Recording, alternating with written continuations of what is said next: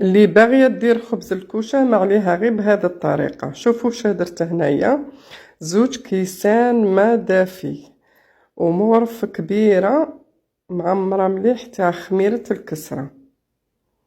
هاد الكسره تجي مفخفخه وتجي يعني فارغه من الداخل. زدت هنا مغرف سكر ونزيد 2 كيسان سميد رطب ونخلطهم. هاد المقادير درت انا الكاس الاول، دوك نزيد كاس واحد اخر تاع السميد. هاد الكسره نديروها بالسميد وبالفارينه يجو كيف كيف. نخلط شويه هكا بالمغرف ودروك واش نديرو بالميكسر، دوك نخلطوها بالميكسر. ما تحتاجش تدليك بزاف بالميكسر، كي ديري الميكسر صاي ما تدلكيهاش. خلطنا شويه هنا واحد 5 دقائق ولا بالميكسر ولا عندك البلاندر ولا الاشوار. كملنا دوك بالميكسر، نحو الميكسر ونقول لكم دوك شنو نزيدو الملح. هنايا مغرفه صغيره، انا رايحه ندير العبر تاع 2 خبزات وخبزه صغيره، واللي تبغي دير الكسره تاعها خشينه دير 2 خبزات نيشان. نزيدو الزرارع هنايا، حبه البسباس، السانوج، حبه طيبه، اللي ما تبغيهمش ما ديروش، بصح ملاح هما والله يزيدوا الخبز نكهه شابه وملاح ثانيه للصحه. هنايا درت مغارف زيت، واحد 4 مغارف، ولا تبغي ديريهم دروك تبغي ديريهم بعد ما يهمش. نخلطو هكا العجينه تاعنا شويه كما راكم تشوفوا التيرات. هاد الكسره تجي خفيفه وهشيشه، هذه هي الكسره تاعنا المعتمده. حنا بكري ندلكوها، ما كاش هذا الميكسر وهذا. ونجي كما راكم تشوفوا التيرات. درت الكاس الاول وبقيت نخلط نشوف دروك نزيد الكاس الزاوج. قلت لكم يجي العبر تاع الفارينه زايد شويه على تاع السميد. درنا 2 كيسان سميد، الفارينه نديرو حتى 2 كيسان ونص، واللي تبغي شويه الكسره تجي شاده روحها راك تزيد شويه. انا درت هنا 2 كيسان ونص كفاوني، وراني نلم فيها كما راكم تشوفوا البنات. لمي هكا العجينه تاعك. راني نزيد في داك النص كاس تاع فارينه اللي بقالي، ونجيب دروك نخليها ما ندلكهاش. انايا قلت لكم تجيبي غير ساشي ولا سنيوه غطيها خليها تريح.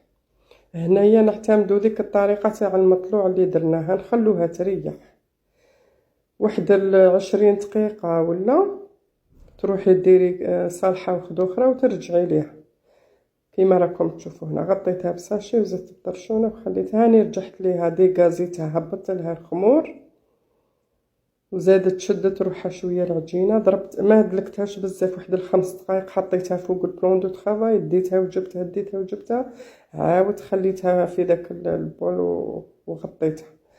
عاود ثاني بعد 20 دقيقه رجعت ليها ثاني خمرت، هبطت لها الخمور. دائما ديري يدك في الماء، ما تقويش الماء. التشيرات صغارت اللي ما يعرفوش معليش ديري في الزيت وتخلطيها شويه. نجو دروك نقرصوها. انا غير 2 خطرات وبديت نقرص في الكسره تاعي، ما خليتهاش كثر. نجيب هذا اللوحات اللي يقولوا لهم سوتاخت، هم يتباعوا كاينين، هذو يساعدونا باش هكا تقيسي الكسره في الكوشه في الطاجين، ديريهم وديري طرشونه فوقهم، ولا راهم يخدموهم الخياطات هذوك اللي يخدموهم هكا. ديري درت السميد والفارينه، انايا درت هكا فوق الطرشونه وخبزتها شويه الكسره تاعي وحطيتها فوق الطرشونه. خذوك نرجع نزيد نخبزها، نزيد الخبزه الزوجه. قلت لكم تبغوا ديروا 2 خبز كبار يجوكم لحمين، انا نبغي الخبز شويه يجي فارغ وما يجيش مدكن بزاف، ما نبغوش هذاك القلب الدخلاني. اما لا درت 2 خبزات وبقى كيما نقولوا فنوش، بكري يقولوا الفنوش هذيك الكرسه الصغير.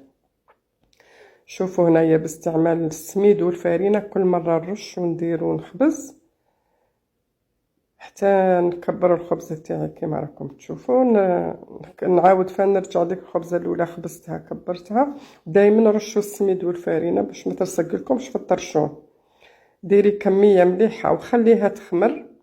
دوك هنايا نغطوها نخلوها حتى 20 دقيقة ربع ساعة. كي تشوفوها زاد هكا الاخر تاعها ديروا الكوشه لازم سخونه. انا طيبتها في الفرن الساعه هذا، سخنت مليح الكوشه تاعي وحطيت الخبز يطيب كيما راكم تشوفوا.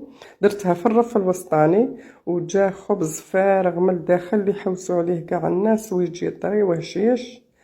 والريحه تاعو حنا بكري نديرو كاين اللي يديروه على القيس.